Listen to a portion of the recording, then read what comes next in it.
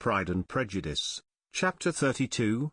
Elizabeth was sitting by herself the next morning, and writing to Jane while Mrs. Collins and Maria were gone on business into the village, when she was startled by a ring at the door, the certain signal of a visitor.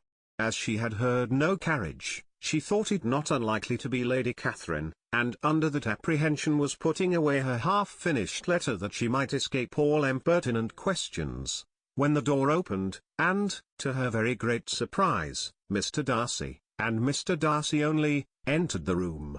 He seemed astonished too on finding her alone, and apologized for his intrusion by letting her know that he had understood all the ladies were to be within.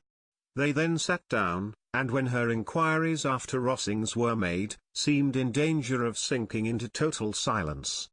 It was absolutely necessary, therefore, to think of something, and in this emergence recollecting when she had seen him last in Hertfordshire, and feeling curious to know what he would say on the subject of their hasty departure, she observed, "How very suddenly you all quitted Netherfield last November, Mr. Darcy. It must have been a most agreeable surprise to Mr. Bingley to see you all after him so soon, for, if I recollect right, he went but the day before. He and his sisters were well, I hope, when you left London?" "Perfectly so, I thank you." She found that she was to receive no other answer, and, after a short pause added, "I think I have understood that Mr. Bingley has not much idea of ever returning to Netherfield again." "I have never heard him say so, but it is probable that he may spend very little of his time there in the future. He has many friends, and is at a time of life when friends and engagements are continually increasing.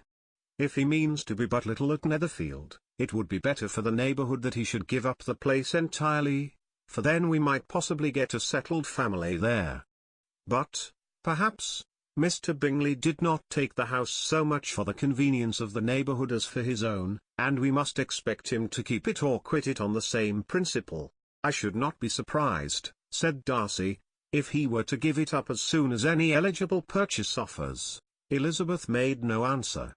She was afraid of talking longer of his friend, and, having nothing else to say, was now determined to leave the trouble of finding a subject to him.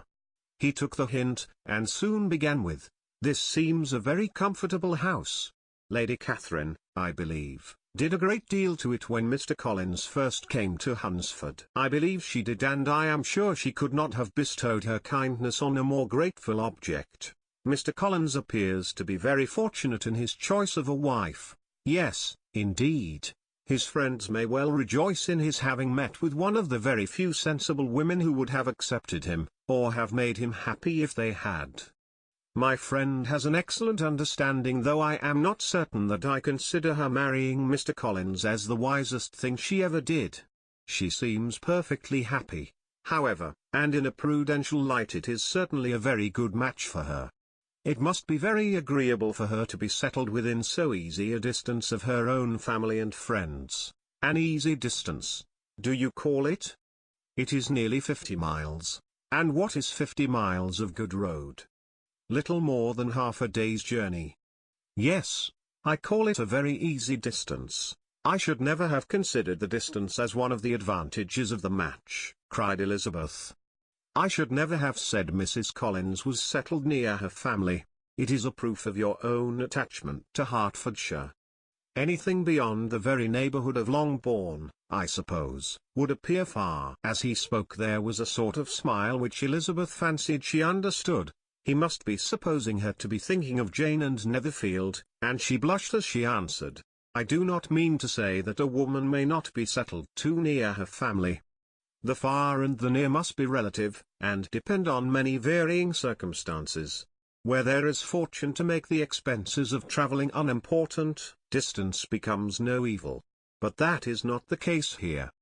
Mr. and Mrs. Collins have a comfortable income, but not such a one as will allow of frequent journeys, and I am persuaded my friend would not call herself near her family under less than half the present distance." Mr. Darcy drew his chair a little towards her, and said, "You cannot have a right to such very strong local attachment. You cannot have been always at Longbourn." Elizabeth looked surprised. The gentleman experienced some change of feeling. He drew back his chair, took a newspaper from the table, and glancing over it, said, in a colder voice, "Are you pleased with Kent?" A short dialogue on the subject of the country ensued, on either side calm and concise, and soon put an end to by the entrance of Charlotte and her sister, just returned from her walk. The tete-a-tete surprised them. Mr. Darcy related the mistake which had occasioned his intruding on Miss Bennet, and after sitting a few minutes longer without saying much to anybody, went away. "What can be the meaning of this?" said Charlotte, as soon as he was gone. "My dear Eliza, he must be in love with you, or he would never have called us in this familiar way." But when Elizabeth told of his silence, it did not seem very likely, even to Charlotte's wishes, to be the case, and after various conjectures, they could at last only suppose his visit to proceed from the difficulty of finding anything to do, which was the more probable from the time of year. All field sports were over. Within doors there was Lady Catherine, books, and a billiard table, but gentlemen cannot always be within doors, and in the nearness of the parsonage, or the pleasantness of the walk to it, or of the people who lived in it, the two cousins found a temptation from this period of walking thither almost every day. They called at various times of the morning, sometimes separately, sometimes together, and now and then accompanied by their aunt. It was plain to them all that Colonel Fitzwilliam came because he had pleasure in their society, a persuasion which of course recommended him still more, and Elizabeth was reminded by her own satisfaction in being with him, as well as by his evident admiration of her former favourite George Wickham, and though, in comparing them, she saw there was less captivating softness in Colonel Fitzwilliam's manners, she believed he might have the best informed mind. But why Mr. Darcy came so often to the parsonage, it was more difficult to understand. It could not be for society, as he frequently sat there 10 minutes together without opening his lips, and when he did speak, it seemed the effect of necessity rather than of choice, a sacrifice to propriety, not a pleasure to himself. He seldom appeared really animated. Mrs. Collins knew not what to make of him. Colonel Fitzwilliam's occasionally laughing at his stupidity, proved that he was generally different, which her own knowledge of him could not have told her, and as she would liked to have believed this change the effect of love, and the object of that love her friend Eliza, she set herself seriously to work to find it out. She watched him whenever they were at Rossings, and whenever he came to Hunsford, but without much success. He certainly looked at her friend a great deal, but the expression of that look was disputable. It was an earnest, steadfast gaze, but she often doubted whether there were much admiration in it, and sometimes it seemed nothing but absence of mind.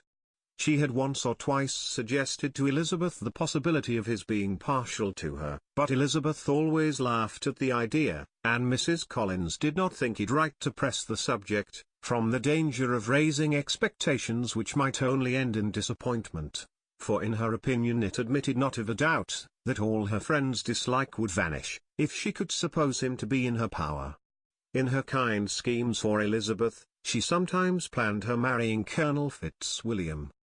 He was beyond comparison the most pleasant man, he certainly admired her, and his situation in life was most eligible, but, to counterbalance these advantages, Mr. Darcy had considerable patronage in the church, and his cousin could have none at all,